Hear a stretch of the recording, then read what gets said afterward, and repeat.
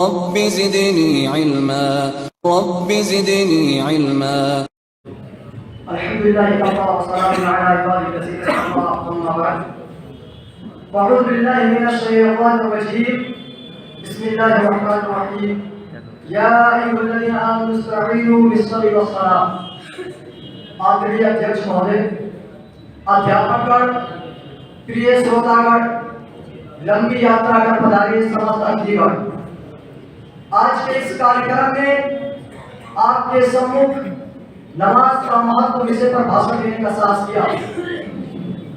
अल्लाह हम समस्त मुस्लिम समुदाय को पवित्र अल्लाह के प्रत्येक आदेशों का तन मन एवं हृदय से आज्ञा का पालन करने वाला बनाए। नमाज उर्दू में फारसी शब्द है जो उर्दू में अरबी शब्द सलात का पर्यायवाची शब्द है। पवित्र कुरान में सलात शब्द बार बार आया है और हर बार निर्देश के साथ दिया गया है। इस्लाम के प्रारंभ काल से ही नमाज का महत्व और उसे पढ़ने का आदेश है। यह मुसलमानों का महान कर्तव्य है कि उसे नियमानुसार पढ़ना पुण्य है तथा त्याग देना महापाप है।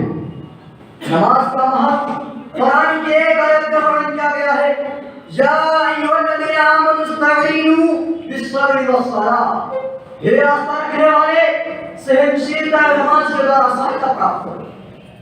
स्पष्ट है कि नमाज केवल ईश्वर के दास है। पंच नमाजों की उदाहरण इस प्रकार है, मानो आपके घर पर 5 पवित्र नहरें हो, दिन में 5 बार आप उनमें स्नान करके क्या आप पवित्र रह सकते हैं? वैसे ही आप अपने मन को इन नहरों में स्नान करवाकर संसार द्वारा दी गई कालिक और गंदगी को धो डालते हैं।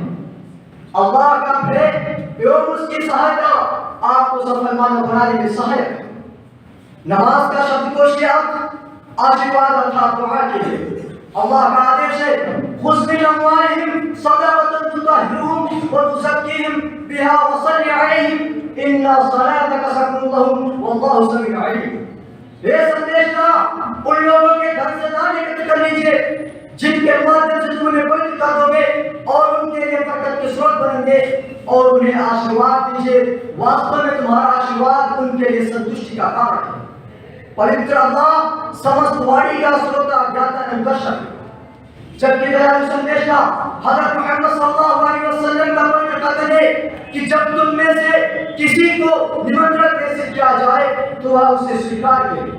यदि वह व्रत की स्थिति में हो तो उसे आशीर्वाद दे और व्रत की स्थिति में ना हो तो भोजन देना चाहिए। अल्लाह का कथन है, इन्नल्लाह व मलाइकतहु युसल्लूना अलन नबी या अय्युहल्लज़ीना आमनू सल्लू अलैहि व सल्लिमू तस्लीमा।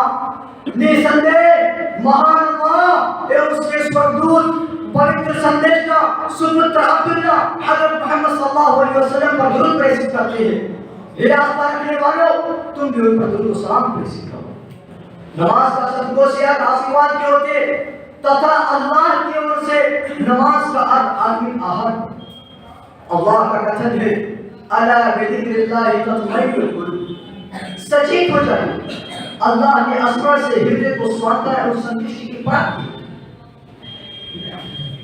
जबकि अल्लाह के संदेशा हज़रत मोहम्मद सल्लल्लाहु अलैहि वसल्लम ने इसी वाणी की ओर संकेत करते हुए कहा कि नमाज एवं काबे की परिक्रमा अर्थात हज को इसलिए आवश्यक कर्तव्य बताया गया ताकि अल्लाह का स्मरण प्रमाणित हो सके।